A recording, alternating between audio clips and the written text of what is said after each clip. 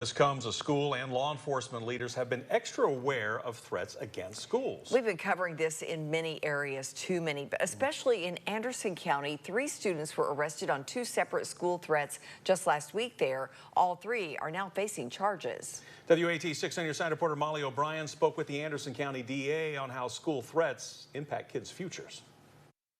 It's just not possible to tolerate this kind of behavior. Anderson County District Attorney General Dave Clark says they have seen a rise in school threats recently. It seems to be happening at least once a month, every month, and recently multiple times per month. Clark says every student who makes a threat will face consequences. We've had some students that have been in detention for more than a year for making these threats.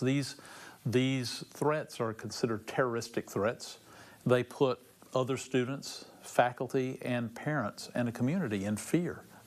So it's a serious charge. Those charges could lead to a juvenile record for students. Typically, they're going to have a juvenile record, which also typically does not relate to their adult sentencing or record. But we try and intervene and find out what the problem is. And a juvenile record could impact things like military service.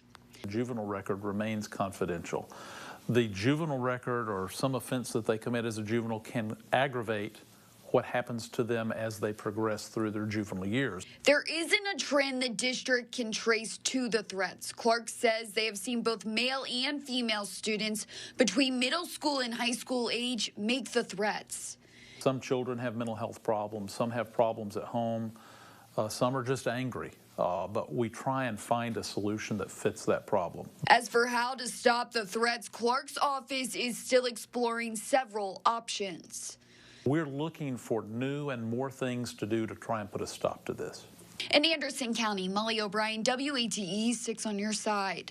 Clark says his office and authorities have held several assemblies on school threats in schools. Again, we're following the investigation of this latest shooting, the one in Nashville, and the response to it. We'll have more coming up.